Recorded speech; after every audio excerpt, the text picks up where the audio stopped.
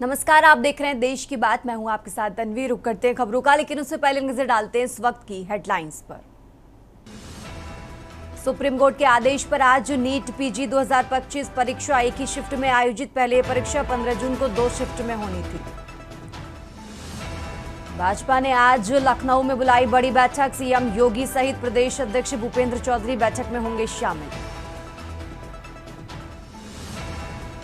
दिल्ली विधानसभा को पेपरलेस बनाने की तैयारी पूरी। आज सभी विधायक अपनी सीट से मॉक ड्रिल करेंगे। छत्तीसगढ़ के पूर्व सीएम भूपेश बघेल और बेटे चैतन्य बघेल की याचिका पर कल सुप्रीम कोर्ट में होगी सुनवाई। प्रज्वल रेवन्ना को रेप केस में उम्र कैद। कोर्ट ने पीड़ित को करीब 11 लाख देने को कहा। पूर्व प्रधानमंत्री के पोते हैं प्रज्वल रेवन्ना। वाराणसी प्रयागराज के 1 लाख घरों में गंगा का पानी भरा। यूपी के 12 जिलों में बाढ़। मध्य प्रदेश में तेज बारिश का अलर्ट। आप देख रहे हैं के न्यूज, खबरों का सारथी। और चलिए अब रुक करते हैं खबरों का और शुरुआत करते हैं दिल्ली की खबर से। दिल्ली से बड़ी खबर आपको बता रहे हैं, जहां दिल्ली विधानसभा का मानसून सत्र 4 अगस्त से शुरू होगा। तो दिल्ली विधानसभा का मानसून सत्र 8 अगस्त तक चलेगा। विधानसभा के मानसून सत्र का डिजिटलीकरण किया जाएगा। ये बड़ी खबर आपको बता रहे हैं, जहां सदन की कार्रवाई ई विधानसभा की तर्ज पर पेपरलेस होगी। तो पहली बार दिल्ली विधानसभा अब ई विधानसभा होगी। तो विधानसभा में 500 किलोवाट का सौर ऊर्जा संयंत्र लगाया गया है। अब विधानसभा पूरी तरह से सौर ऊर्जा से संचालित होगी। तो सचिवालय का भी पूरी तरह से डिजिटलीकरण किया गया है।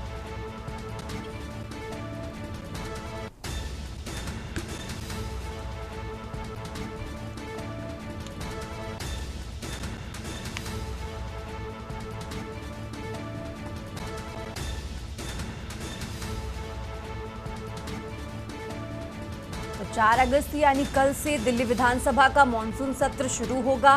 8 अगस्त तक दिल्ली विधानसभा का मानसून सत्र चलेगा। ये बड़ी खबर आपको बता रहे हैं, पूरी तरह से डिजिटलीकरण होगा दिल्ली विधानसभा का मानसून सत्र।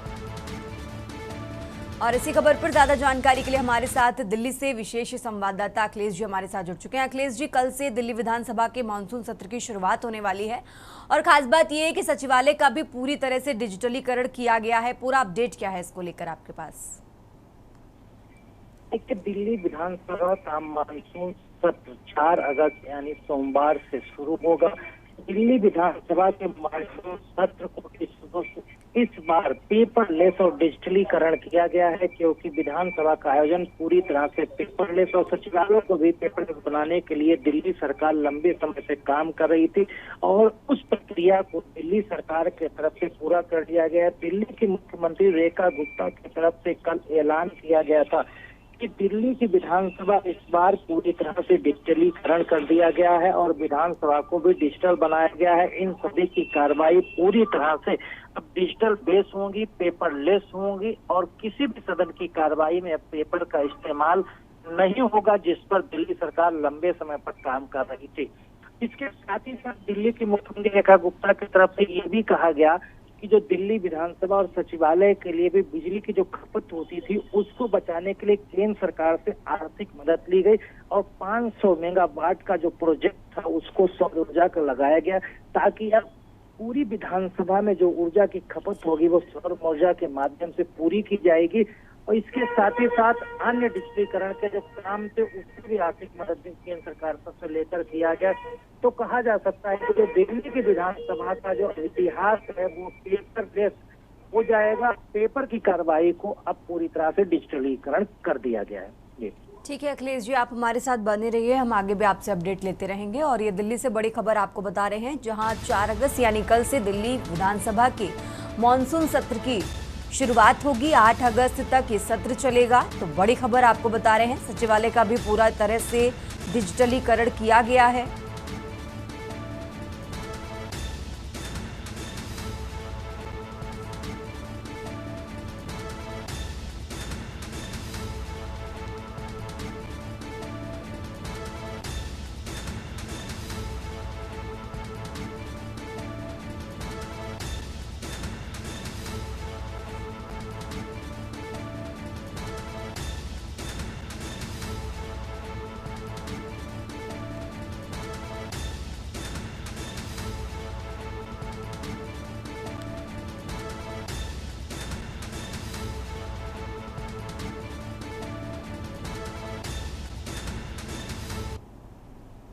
आगे बढ़ते हैं खबरों में। दिल्ली से एक और बड़ी खबर आपको बता रहे हैं, जहां डाक विभाग के कर्मचारियों ने साइकिल चलाई है। साइकिल अभियान में दिल्ली के लोग भी शामिल हुए हैं। Fit India Sunday on cycle अभियान इसका नाम दिया गया है। तो साइकिल अभियान जवाहरलाल नेहरू स्टेडियम से शुरू हुआ, इंडिया गेट और सर्किल होते हुए अभियान स्टेडियम में खत्म हुआ है। तो बड़ी खबर आपको बता रहे हैं, दिल्ली से अहम जानकारी आपको बता रहे हैं, जहां fit India Sunday on cycle अभियान इसका नाम दिया गया है। साइकिल अभियान जवाहरलाल नेहरू स्टेडियम से शुरू हुआ, जो कि इंडिया गेट और सर्किल होते हुए अभियान स्टेडियम में खत्म हुआ है। तो दिल्ली से बड़ी खबर आपको बता रहे हैं, जहां साइकिल अभियान में दिल्ली के लोग भी शामिल हुए।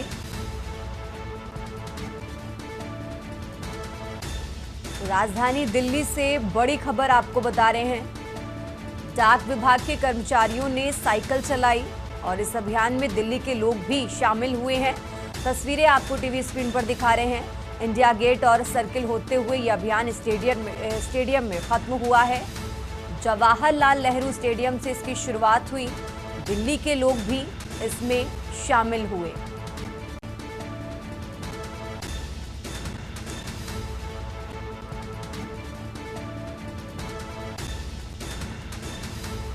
तो डाक विभाग के कर्मचारियों ने साइकिल चलाई, दिल्ली के लोग भी इसमें शामिल हुए। दिल्ली से बड़ी खबर आपको बता रहे हैं।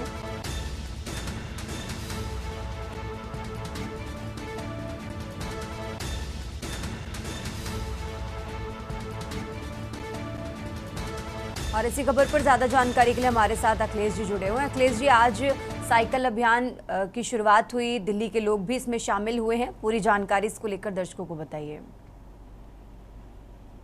देखिए, भारत सरकार लगातार फिट इंडिया आंदोलन चला रही है और इसको एक अभियान के तौर पर देश के तमाम हिस्सों में लगातार संडे को आयोजित किया जा रहा है। इस बार दिल्ली में फिट इंडिया आंदोलन के तहत ही fit India on cycle Sunday cycle को लेकर जो आज अभियान चलाया गया था, उसमें केंद्रीय कर्मचारी यानी डाक विभाग के कर्मचारियों को शामिल किया गया था। इसके अलावा सामाजिक संगठन और कुछ एनजीओ भी इसमें शामिल हुए थे, उन्होंने भी आज साइकिल चलाई। इस अभियान की शुरुआत सुबह पंडित जवाहरलाल नेहरू स्टेडियम नई दिल्ली से की गई थी और उसके बाद इंडिया गेट होते हुए और पूरे इंडिया गेट के सर्किल का चक्कर लगाते हुए पुनः ये पूरा साइकिल का जो अभियान था वो स्टेडियम में खत्म हुआ। इसका सीधा का सीधा संदेश है कि पर्यावरण को सुरक्षित रखना है, आम लोगों को फिट रखना है, ताकि मानसिक और शारीरिक रूप से लोग स्वस्थ रहें, बीमारियों से दूर रहें। ये भारत सरकार का एक फिट इंडिया आंदोलन और अभियान चल रहा है, ताकि लोगों को साइकिलिंग के जरिए पर्यावरण के जागरूक किया जा सके, स्वास्थ्य के सचेत किया जा सके और साइकिल से क्या लाभ होते हैं और शारीरिक रूप से क्या शरीर फिट होता है। इसीलिए इसको फिट इंडिया आंदोलन और फिट इंडिया अभियान के तहत इन कार्यक्रमों का लगातार पूरे देश में आयोजन किया जा रहा है। उसी की हिस्सा है कि आमतौर पर लगातार पंडित जवाहरलाल नेहरू स्टेडियम से और इंडिया गेट होते हुए ये अभियान अक्सर संडे को चलता है और आज का दिन डाक विभाग के कर्मचारियों के नाम रहा। जी ठीक है अखिलेश जी, आप हमारे साथ बने रहिए, हम आगे भी आपसे जानकारी लेते रहेंगे। और ये बड़ी खबर आपको बता रहे हैं दिल्ली से, राजधानी दिल्ली से अहम जानकारी आपको बता रहे हैं, जहां इंडिया गेट और सर्किल होते हुए ये अभियान स्टेडियम में खत्म हुआ। दिल्ली के लोग भी इसमें शामिल हुए। डाक विभाग के कर्मचारियों ने साइकिल चलाई।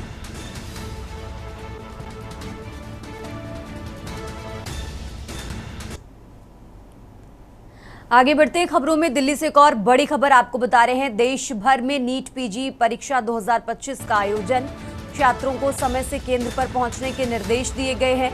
एक ही पाली में ये परीक्षा होगी। आपको बता दें, सुबह 10 बजे से दोपहर 1:45 तक ये परीक्षा चलेगी।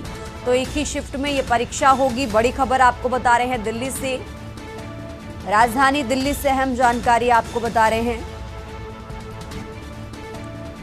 देश भर में नीट पीजी परीक्षा 2025 का आयोजन।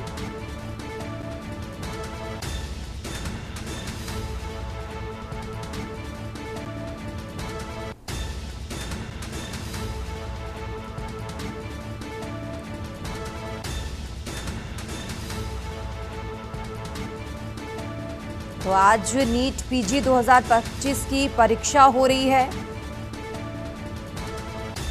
एक ही शिफ्ट में ये परीक्षा होगी, बड़ी खबर आपको बता रहे हैं।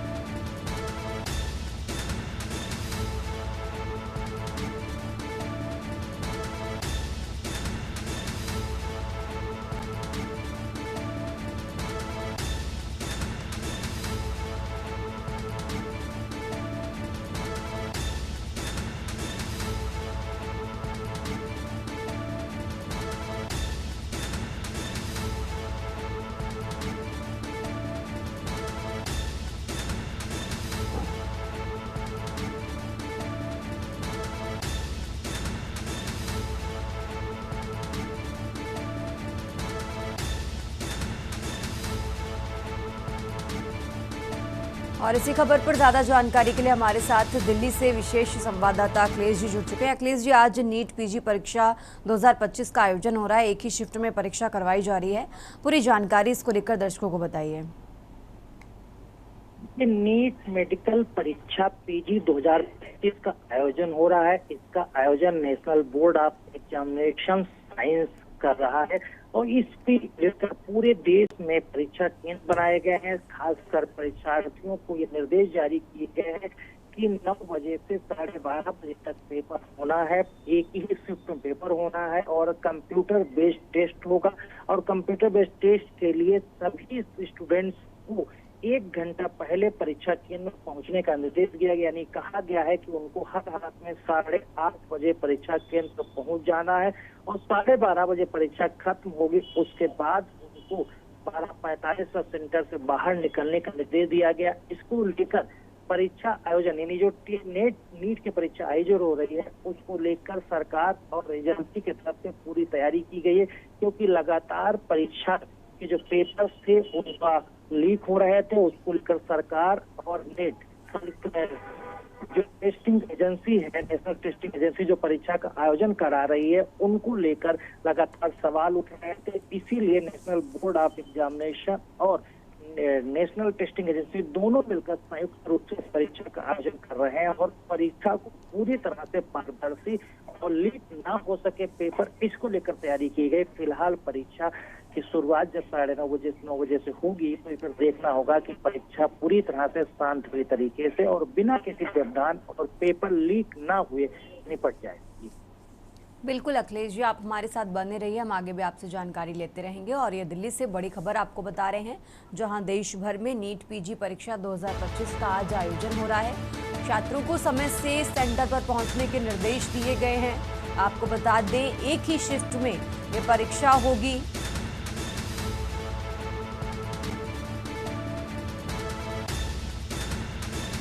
तो बड़ी खबर आपको बता रहे हैं।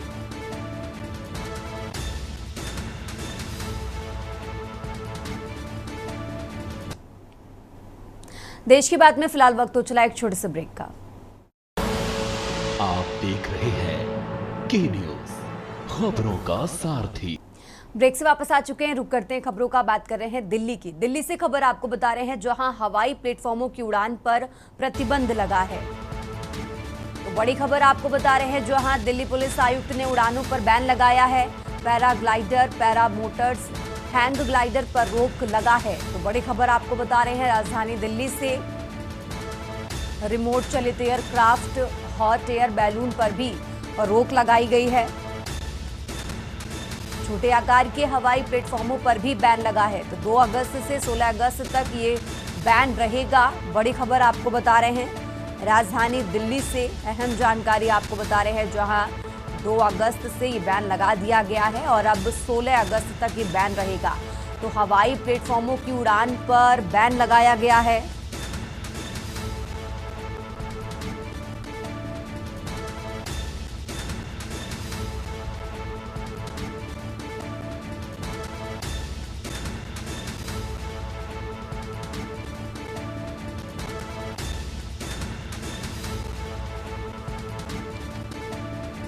और इसी खबर पर ज्यादा जानकारी के लिए हमारे साथ दिल्ली से विशेष संवाददाता अखिलेश जी हमारे साथ जुड़े हुए हैं। अखिलेश जी, जिस तरीके से हवाई प्लेटफॉर्मों की उड़ान पर बीते 2 अगस्त से बैन लगा दिया गया है, 16 तारीख तक अब ये बैन रहने वाला है, क्या इनका सख्ती से पालन हो रहा है? पूरा अपडेट क्या है इसको लेकर? देखिए, स्वतंत्रता दिवस 15 अगस्त को होनी है। स्वतंत्रता दिवस के अवसर पर दिल्ली के अंदर कार्यक्रम मुख्य तौर पर लाल किला पर आयोजित किया जाता है। तो लाल किला के प्राचीर से होने वाले कार्यक्रम में प्रधानमंत्री मुख्य अतिथि के तौर पर मौजूद रहते हैं। इसी को मद्देनजर रखते हुए दिल्ली पुलिस ने स्वतंत्रता दिवस से पहले अपनी उन सभी सुरक्षा मानकों के मद्देनजर तैयारी शुरू कर दी गई है। और जो उड़ान के प्लेटफॉर्म है जिनको पूरी तरह से प्रतिबंधित किया गया है, सिर्फ नागरिक उड्डयन मंत्रालय की तरफ से अधिकृत उड़ानों को ही छूट मिली है। और दिल्ली पुलिस उस दिशा में काम कर रही है, चाहे वो होटल्स हो, चाहे सामाजिक संस्थान हो, बड़ी बिल्डिंगें, उनके तलाशी अभियान चल रहे हैं कि ताकि 15 अगस्त के दिन होने वाला स्वतंत्रता दिवस का कार्यक्रम पूरी तरह से बिना किसी व्यवधान के शांत पूर्वक निपटाया जा सके। इसी कदर में दिल्ली के नव नियुक्त पुलिस कमिश्नर SKB सिंह के तरफ से निर्देश जारी कर ये सभी प्रतिबंध लगाए गए हैं।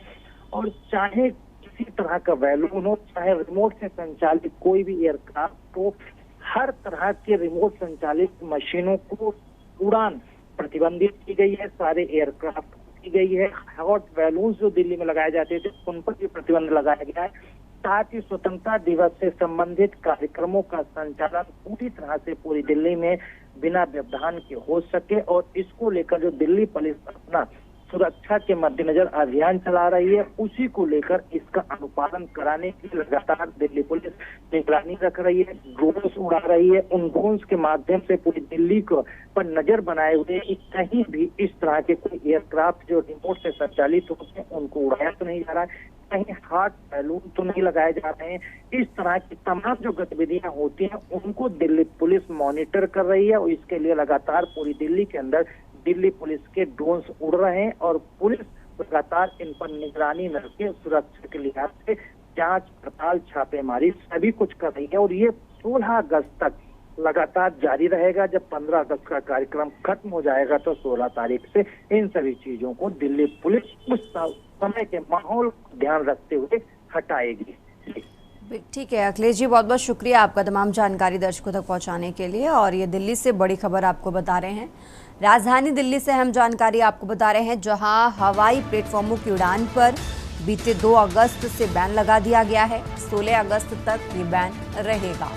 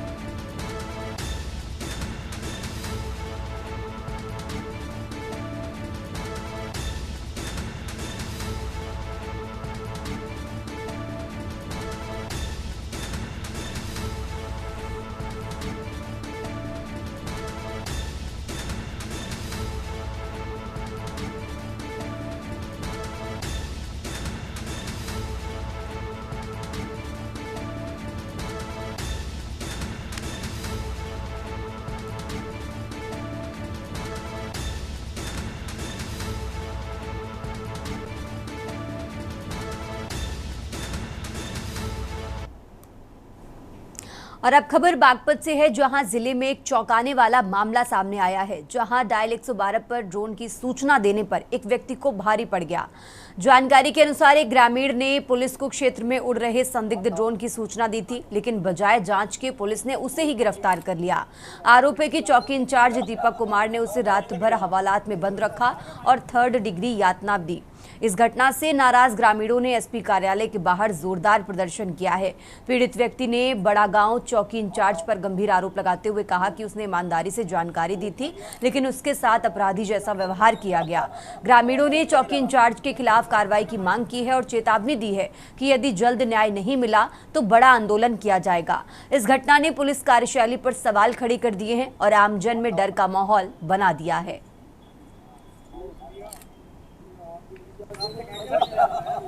लग रहा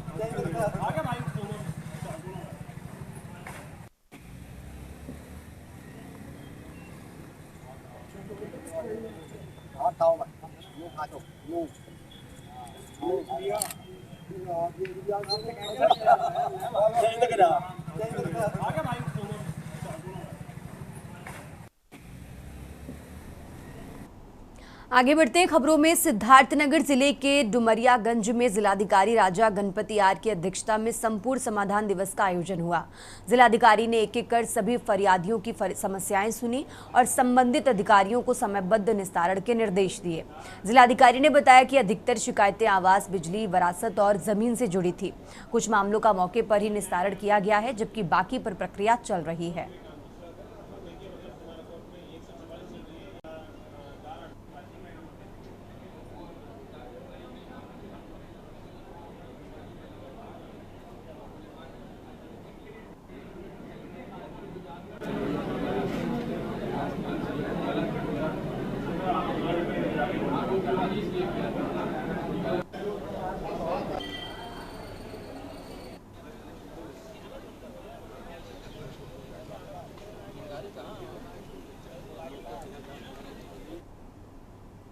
आगे बढ़ते हैं खबरों में। जिले के जोगियापुर क्षेत्र में समाजवादी पार्टी द्वारा शुरू की गई पीडीए पाठशाला इन दिनों विवादों में है।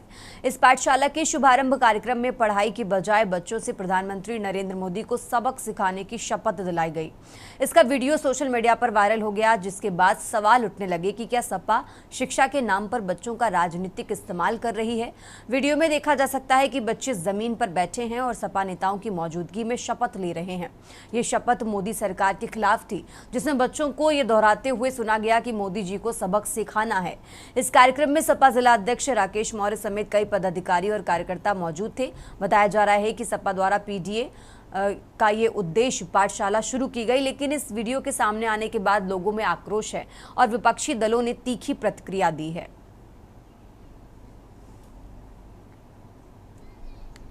पाठशाला में रोज आना है। हमको जो है रुक करते हैं अगली खबर का। जनपद के पलिया क्षेत्र में मादक पदार्थों की तस्करी से अवैध रूप से अर्जित संपत्ति को जब्त करने की बड़ी कार्रवाई की गई है। पुलिस ने गैंग लीडर अनमोल गुप्ता पुत्र लाला उर्फ शिव कुमार गुप्ता की कुल 52,60,000 रुपए मूल्य की संपत्ति जब्त की है। ये कार्रवाई गैंगस्टर एक्ट की धारा 14(1) के तहत की गई। जब्त की गई संपत्तियों में अनमोल गुप्ता की पत्नी काव्या गुप्ता के नाम पर बना एक पक्का मकान और एक स्कूटी शामिल है। अनमोल गुप्ता के खिलाफ एनडीपीएस एक्ट, गिरोहबंद अधिनियम समेत कई गंभीर धाराओं में आपराधिक मामले दर्ज हैं। वो मादक पदार्थों की तस्करी में सक्रिय गैंग का सरगना माना जाता है। इस कार्रवाई का नेतृत्व पुलिस अधीक्षक संकल्प शर्मा के निर्देश में किया गया। इसे नेपाल सीमा पर सक्रिय नशा तस्करों के लिए सख्त संदेश के रूप में देखा जा रहा है।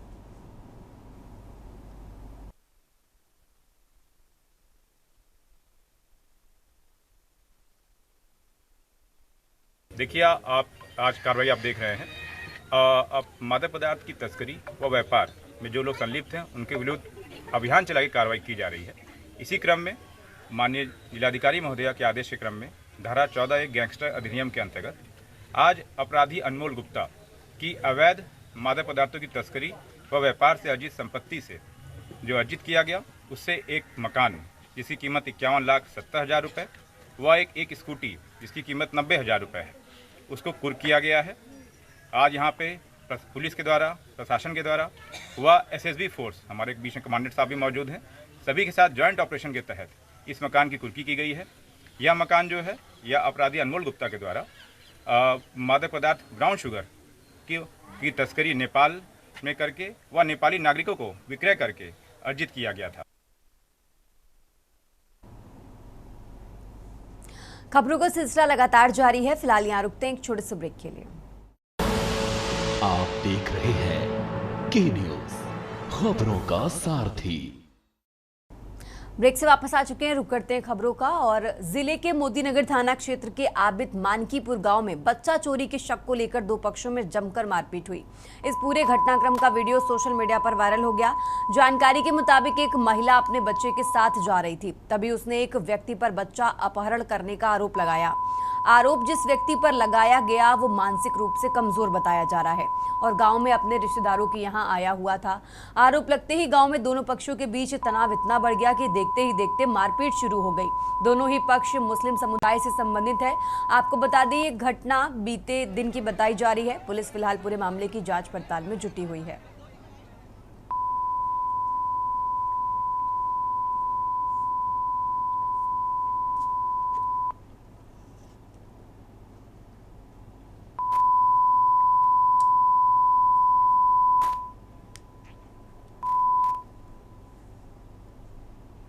और अब बात कर रहे हैं राजधानी लखनऊ की। लखनऊ से खबर आपको बता रहे हैं, जहां छेड़छाड़ के आरोपित निजी सचिव निलंबित कर दिए गए हैं।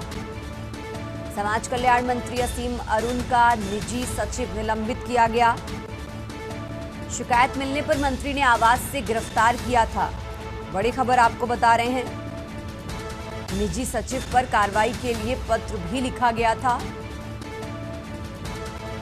तो आरोपी सचिव जय किशन सिंह को सचिवालय प्रशासन से संबद्ध किया गया है।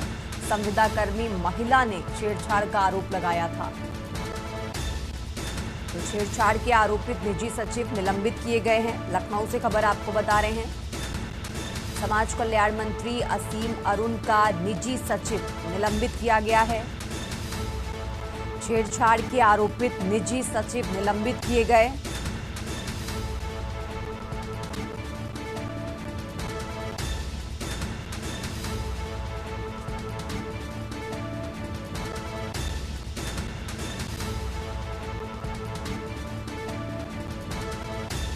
और इसी खबर पर ज्यादा जानकारी के लिए हमारे साथ मनीष तिवारी जुड़ चुके हैं। मनीष, जिस तरीके से जानकारी मिल रही है कि छेड़छाड़ के आरोपित निजी सचिव निलंबित कर दिए गए हैं, कब का ये पूरा मामला है, पूरी जानकारी क्या है इसको लेकर? जी बिल्कुल, जिस प्रकार से छेड़छाड़ के आरोप लगा था इनके ऊपर, एक संविदा कर्मी के द्वारा जो है ये आरोप लगाया गया था। और जिस प्रकार से समाज कल्याण मंत्री जो अरुण इनके ये निजी सचिव थे, और इस आरोप लगने के बाद जो है जांच बैठाई गई थी। जांच के अंतर्गत जो है इनके ऊपर लगे आरोप, जो जिस प्रकार एक संविदा कर्मी महिला के द्वारा जो आरोप लगाए थे वो सही साबित हुए, जिसके चलते जो है आज इनको जो है निलंबित कर दिया गया है। तो कहा जा सकता है जिस प्रकार से सरकार जो है महिलाओं को लेकर के काफी संवेदनशील है, वहीं पर जिस प्रकार से एक मंत्री के निजी सचिव के ऊपर ये आरोप लगने के बाद इस प्रकार का जो है एक्शन लिया गया है। जी ठीक है मनीष, बहुत बहुत शुक्रिया आपका तमाम जानकारी दर्शकों तक पहुंचाने के लिए। और ये लखनऊ से खबर आपको बता रहे हैं, जहां समाज कल्याण मंत्री असीम अरुण के निजी सचिव को निलंबित कर दिया गया है। छेड़छाड़ के आरोपित निजी सचिव निलंबित किए गए हैं। लखनऊ से खबर आपको बता रहे हैं।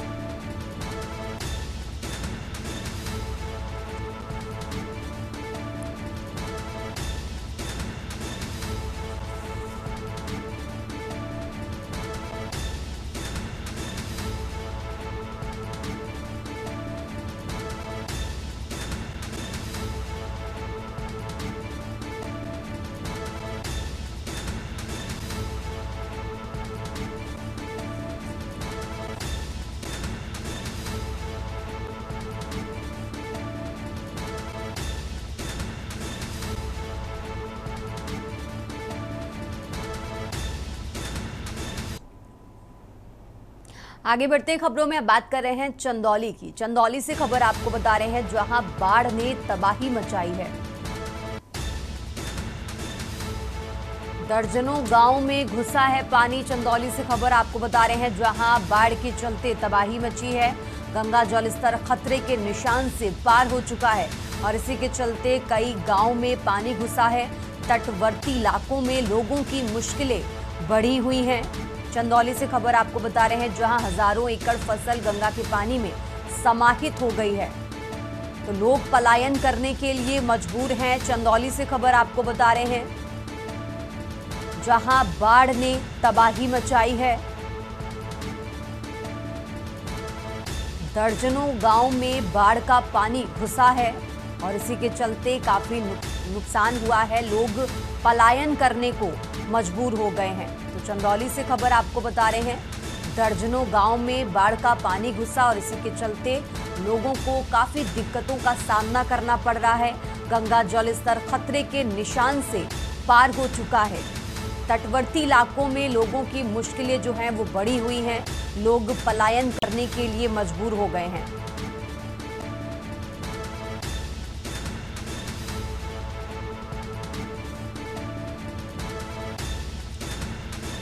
बड़ी खबर आपको बता रहे हैं चंदौली से, जहां बाढ़ ने तबाही मचाई है।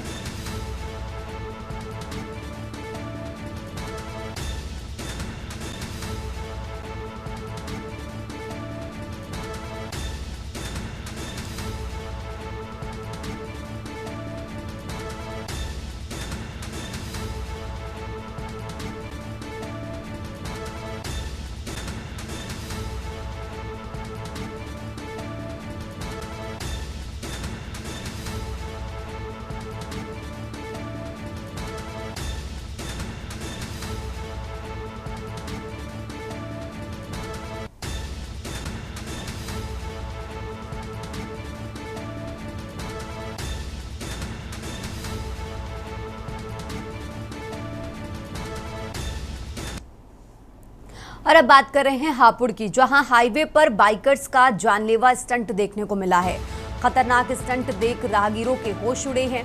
हाईवे पर स्टंट का वीडियो भी वायरल हुआ। पिलखुवा कोतवाली क्षेत्र के हाईवे का ये मामला आपको बता रहे हैं, जहां हाईवे पर स्टंट का वीडियो वायरल हुआ है। पिलखुवा कोतवाली क्षेत्र की हाईवे का ये मामला आपको बता रहे हैं, जहां हाईवे पर बाइकर्स का जानलेवा स्टंट।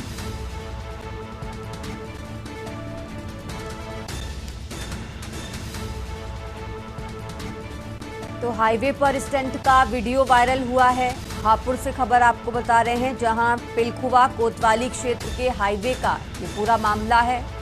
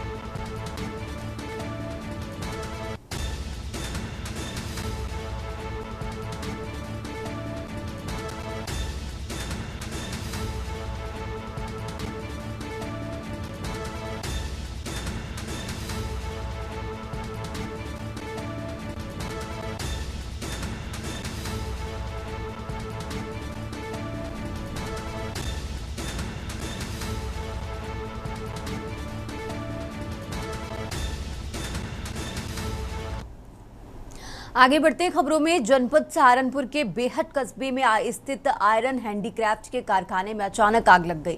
आग लगने के दौरान कारखाने में मौजूद कई कर्मचारी फंस गए। सूचना मिलने पर पुलिस और दमकल विभाग की टीम मौके पर पहुंची और आग पर काबू पाया। घटना में लाखों रुपए के नुकसान की आशंका जताई जा रही है। दरअसल कोतवाली बेहट कस्बे के मोहल्ला लोहारान निवासी तनवीर मिर्जा पुत्र तौकीर मिर्जा का मोहल्ला सड़क पार में इंडिया हैंडीक्राफ्ट के नाम से कारखाना है, जिसमें आयरन हैंडीक्राफ्ट का काम होता है। बताया जा रहा है कि शनिवार की दोपहर के समय कारखाने में काम करने वाले सभी कर्मचारी लंच के लिए चले गए, तभी 7 से 8 कर्मचारी कारखाने में ही मौजूद थे। इसी दौरान कारखाने की तीसरी मंजिल पर अचानक आग लग गई और देखते ही देखते आग फैलने लगी तो वहां मौजूद कर्मचारियों के हाथ पांव फूल गए।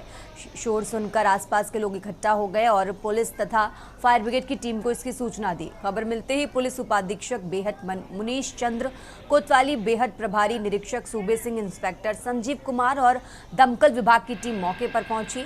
मोहल्ले वासियों की मदद ने कारखाने में फंसे लोगों को सकुशल बाहर निकाला।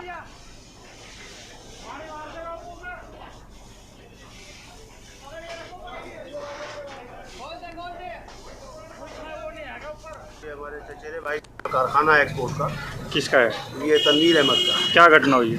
इसमें जो है शॉर्ट सर्किट हुआ, उससे आग लगी और जनहानि से तो खैर ऊपर वाले ने बचा लिया, लेकिन ये है माली नुकसान का आकलन अभी तो नहीं बता पाएंगे, लेकिन फिर भी लाखों में, मुझे लगता है कि लाखों में नुकसान रहा होगा। आग कैसे बुझाई है? आग फायर ब्रिगेड भी आई और बेट पुलिस ने बहुत हेल्प की है और कुछ लोगों ने महल्ले पड़ोस के मिलकर अपने समरसीबल से पानी वाली डाल के और फायर ब्रिगेड की सहायता से आग बुझाई गई।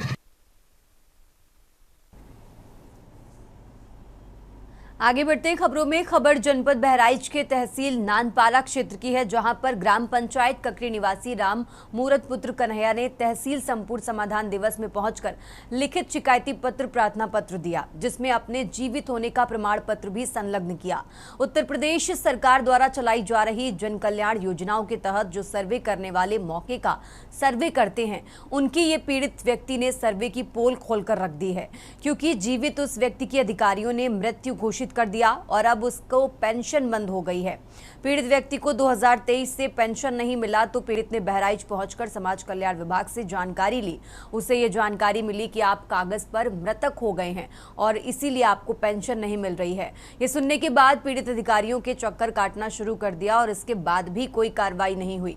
कल जिलाधिकारी की अध्यक्षता में संपन्न होने वाले तहसील संपूर्ण समाधान दिवस नानपारा में भी युवक पहुंचा। हालांकि किसी कारण बस जिला अधिकारी तहसील संपूर्ण समाधान दिवस तक नहीं पहुंच पाए और तभी युवक ने उप जिलाधिकारी नानपारा को शिकायती पत्र दिया और कहा कि साहब, हम अभी जिंदा हैं, हमको आपके अधिकारी ने मृत्यु घोषित कर दिया है, मुझे अब पेंशन नहीं मिल रही है, मुझे पेंशन दिलाया जाए। लेकिन खास बात ये रही कि आखिर जीवित व्यक्ति को कैसे मृत घोषित कर दिया गया।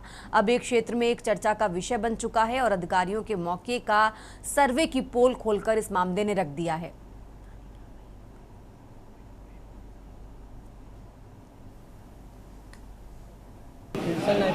पेंशन नहीं पा, पेंशन क्यों, किस लिए नहीं मिलता है? क्या बताया गया? मृतक घोषित कर दिया गया। कितने दिनों से आपको पेंशन नहीं मिला है? आप अभी जिंदा हैं? इसकी शिकायत आपने किन किन अधिकारियों से की अभी तक? जहाँ से पेंशन वहाँ से पता लगा हुआ कि अधिकारी लोगों को बताया कि उनको मृत्यु घोषित इसलिए नहीं। आपको मृतक घोषित कर दिया गया। आप शिकायत किए एसडीएम साहब से? एसडीएम साहब से आपने शिकायत किया? क्या आश्वासन मिला? बतावा कि साहब हम आपके मैं जिंदा हैं और मतलब पेंशन नहीं मिलता है और मतलब इसलिए कट गया है, मृत्यु घोषित जो है शिकायत किया।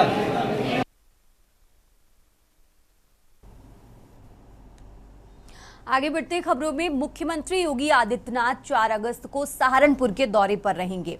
उनके आगमन को लेकर प्रशासनिक तैयारियां जोरों पर हैं।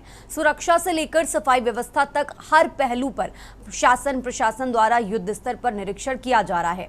मुख्यमंत्री का पहले 29 जुलाई को सहारनपुर दौरा प्रस्तावित था, लेकिन कुछ कारणों से वो स्थगित हो गया था। अब मुख्यमंत्री 4 अगस्त यानी कल सहारनपुर आएंगे। उनके हेलीकॉप्टर के लिए रिजर्व पुलिस लाइन मैदान में हेलीपैड तैयार कर लिया गया है। मुख्यमंत्री सबसे पहले जनमंच पहुंचकर पार्टी कार्यकर्ताओं व आमजन को संबोधित करेंगे। इसके बाद गोगा बड़ाही पहुंचकर वहां बनी मूर्तियों की प्राण प्रतिष्ठा और अमृत सरोवर का उद्घाटन करेंगे। कार्यक्रम के बाद सर्किट हाउस में मुख्यमंत्री प्रशासनिक व शासनिक अधिकारियों और जनप्रतिनिधियों के साथ समीक्षा बैठक भी करेंगे। मुख्यमंत्री को दौरे को देखते हुए पुलिस और प्रशासन पूरी तरह से मुस्तैद है। हर स्तर पर तैयारियों का जायजा लिया जा रहा है।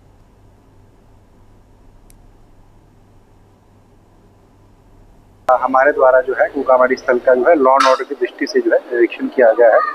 यहाँ पर संभावित जो है मुख्यमंत्री महोदय का संभवतः यहाँ पर आना हो सकता है, तो उसके लिए हमारे द्वारा सारा एंट्री एग्जिट पॉइंट्स और जिन जिन पॉइंट्स की ड्यूटी लगानी है वो सब चेक किए जा रहे हैं। इसके अलावा भी शहर में जहाँ जहाँ प्रोग्राम है वहाँ हमारे द्वारा ड्यूटीज लगाई जा रही हैं और जो उसमें रूट प्लान वगैरह किया जा रहा है। माड़ी पर माननीय मुख्यमंत्री जी का आगमन प्रस्तावित है 4 तारीख को, और उसी के दृष्टिगत हम, क्योंकि अगले माह यहाँ पर मेला गोगाल भी प्रारंभ हो रहा है, तो भारी मात्रा में यहाँ पर श्रद्धालु आते हैं, तो उसके दृष्टिगत यहाँ पर साफ सफाई की व्यवस्था और जलकल विभाग की ओर से यहाँ पर स्वच्छ जल की व्यवस्था, जिसमें वाटर कूलर आदि सम्मिलित है, और कुछ मरम्मत की भी आवश्यकता थी यहाँ पर, और कुछ सुंदरता के लिए चित्रकारी वगैरह भी की गई है। साथ ही यहाँ पर विशेष रूप से कुछ और 4 तारीख में जो मुख्यमंत्री जी का कार्यक्रम यहाँ उस सरोवर का उद्घाटन करने के लिए मुख्यमंत्री जी खुद आ रहे हैं और 4 तारीख की आने की जैसे उनकी सूचना हुई तो सभी अधिकारी अपने स्तर पर सड़क की व्यवस्था, सफाई की व्यवस्था, पेंट की व्यवस्था, बिजली की, पानी की सभी तरह की तैयारियां अधिकारियों द्वारा की जा रही है और संस्था का भी सहयोग उनके साथ।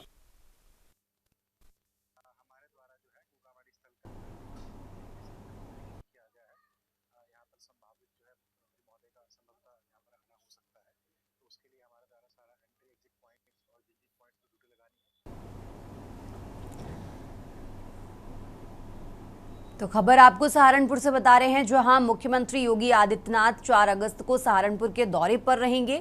उनके आगमन को लेकर प्रशासनिक तैयारियां जोरों पर हैं। सुरक्षा से लेकर साफ सफाई तक हर पहलू का शासन प्रशासन द्वारा युद्ध स्तर पर निरीक्षण किया जा रहा है। मुख्यमंत्री का पहले 29 जुलाई को सहारनपुर दौरा प्रस्तावित था, लेकिन कुछ कारणों से वो स्थगित हो गया था और अब मुख्यमंत्री 4 अगस्त यानी कल सहारनपुर आएंगे। उनके हेलीकॉप्टर के लिए रिजर्व पुलिस लाइन मैदान में हेलीपैड तैयार कर लिया गया है। मुख्यमंत्री सबसे पहले जनमंच पहुंचकर पार्टी कार्यकर्ताओं व आमजन को संबोधित करेंगे। इसके बाद गोगा मढ़ाई पहुंचकर वहां बनी मूर्तियों की प्राण प्रतिष्ठा और अमृत सरोवर का उद्घाटन करेंगे। कार्यक्रम के बाद सर्किट हाउस में मुख्यमंत्री प्रशासनिक व शासनिक अधिकारियों और जनप्रतिनिधियों के साथ समीक्षा बैठक भी करेंगे। मुख्यमंत्री के दौरे को देखते हुए पुलिस और प्रशासन पूरी तरह से मुस्तैद है। हर स्तर पर तैयारियों का जायजा लिया जा रहा है।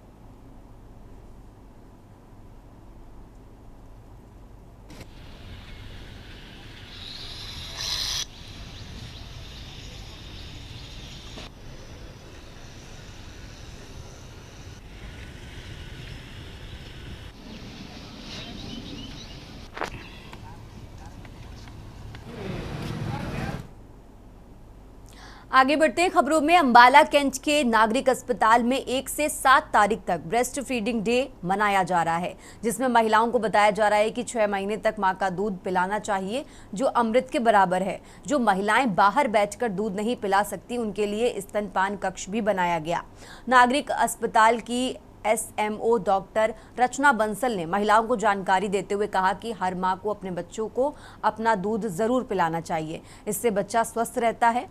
आपको बता दें कि नागरिक अस्पताल अंबाला छावनी में विश्व स्तनपान सप्ताह 1 अगस्त से 7 अगस्त के अवसर पर एक विशेष जागरूकता कार्यक्रम का आयोजन किया गया है। इस कार्यक्रम का आयोजन प्रधान चिकित्सा अधिकारी डॉक्टर पूजा पटेल की देखरेख में किया गया है। मैं यहाँ आपको ब्रेस्ट फीडिंग वीक के बारे में बता रही हूँ। 1 अगस्त से लेके 7 अगस्त तक हम लोग यहाँ वर्ल्ड ब्रेस्ट फीडिंग वीक मना रहे हैं। तो इसमें हम महिलाओं को स्तनपान के बारे में जागरूक करेंगे कि उनको स्तनपान कब कराना चाहिए, कब तक कराना चाहिए और कैसे कराना चाहिए। तो इसके बारे में हमने बताया आज महिलाओं को कि उन्हें स्तनपान तुरंत डिलीवरी के तुरंत बाद कराना चाहिए और एटलीस्ट फॉर 6 मंथ्स 6 महीने तक तो उनको सिर्फ और सिर्फ माँ का दूध देना चाहिए और कोई भी खुराक एक्स्ट्रा की कोई ज़रूरत नहीं है।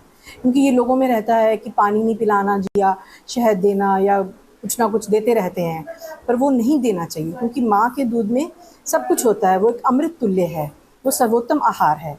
उसके बारे में हमने पेशेंट्स को जागरूक किया है यहाँ पे, ताकि वो ज़्यादा से ज़्यादा ब्रेस्ट फीडिंग करें, अपने बच्चे को स्वस्थ बनाएं, क्योंकि माँ के दूध में हर वो चीज़ है जिससे बच्चा अपनी बीमारियों से लड़ सकता है। तो उसके बारे में हमने जागरूक किया है महिलाओं को यहाँ।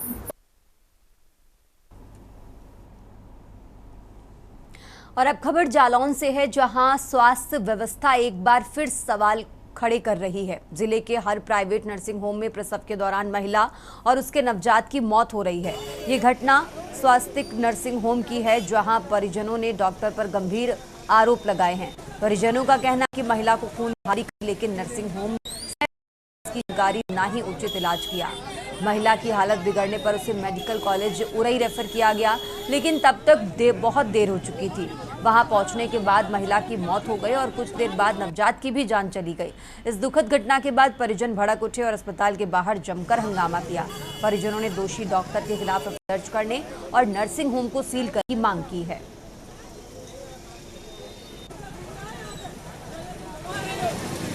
महिला के साथ ये हुआ कि डॉक्टर साहब ने गलत इंजेक्शन लगाया है। हाँ, इसीलिए महिला बीमार हुई, महिला का बच्चा भी खत्म होगा, महिला भी खत्म होगी। तो कौन से हॉस्पिटल में हुआ ये स्वास्थ्य।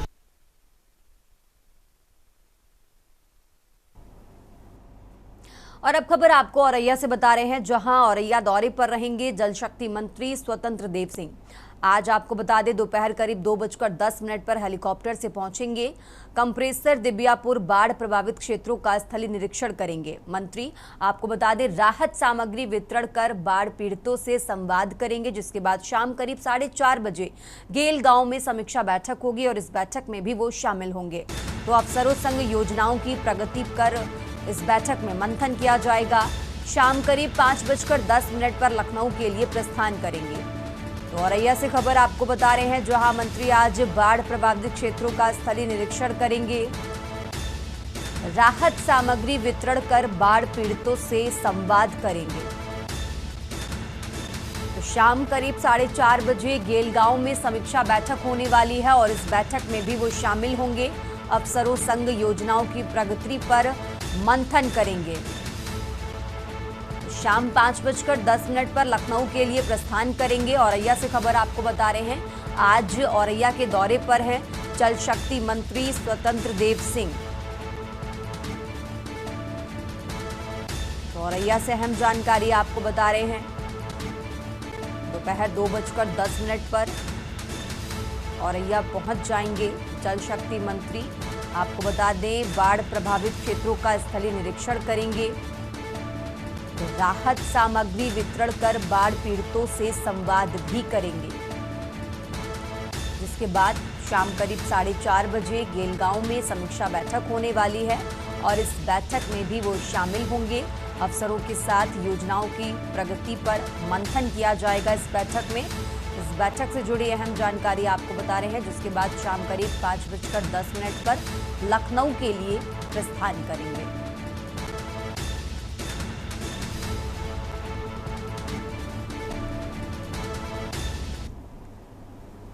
और अब बात कर रहे हैं लखनऊ की, जहां बिजली कर्मचारियों का वेतन रोका गया है। फेस अटेंडेंस दर्ज न कराने पर यह वेतन रोका गया है। आपको बता दें 1361 कर्मचारियों का वेतन रोका गया है।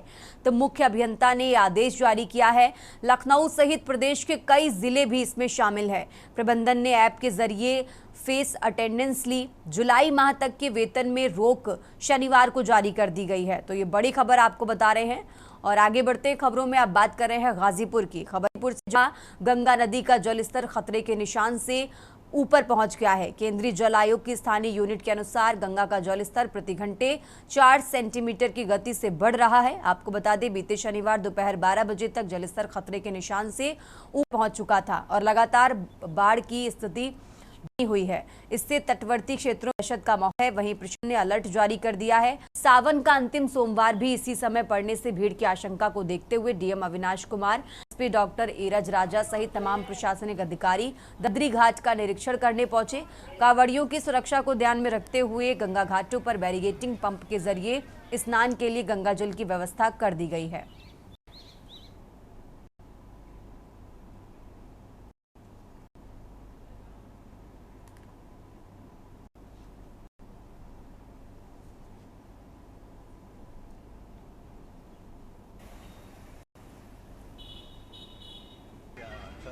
परसों जो है सावन का अंतिम सोमवार और भारी संख्या में श्रद्धालुओं की आने की संभावना है और यहाँ गंगा जी का जलस्तर लगातार बढ़ता जा रहा है, जो कि खतरे के बिंदु से पार कर चुका है ऑलमोस्ट और हिट मतलब पहुँच चुका है। और संभावना यही है कि जिस प्रकार से पीछे से पानी आ रहा है तो वो पार हो जाएगा। तो उसके दृष्टिगत कतिपय निर्देश दिए गए हैं कि गंगा जल की व्यवस्था स्नान करने में दिक्कत आने वाली है, भीड़ ज़्यादा होगी, तो गंगा जल का पानी लेते हुए जगह जगह पे फव्वारे लगाए जाए ताकि लोगों को शुद्ध गंगा जल से स्नान भी होता जाए और साथ ही साथ नलों की व्यवस्था कराई जाए। सीधे पंप से पानी गंगा जी का लेके उनको उपलब्ध कराया जाए ताकि वो लोग गंगा जल भी उन्हें प्राप्त हो जाए और माता गंगा को प्रणाम करके वो लोग जा सकें, ताकि भीड़ भी निकलती रहे और उनकी आस्था का भी हम लोग ध्यान रख सकें।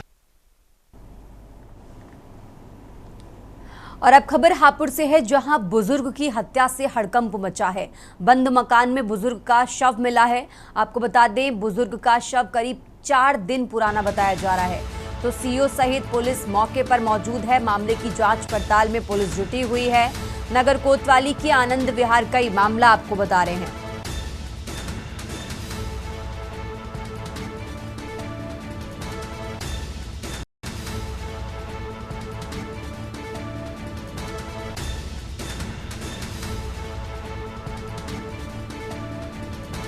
ये हम जानकारी आपको बता रहे हैं। फिलहाल पुलिस इस पूरे मामले की जांच पड़ताल में जुटी हुई है।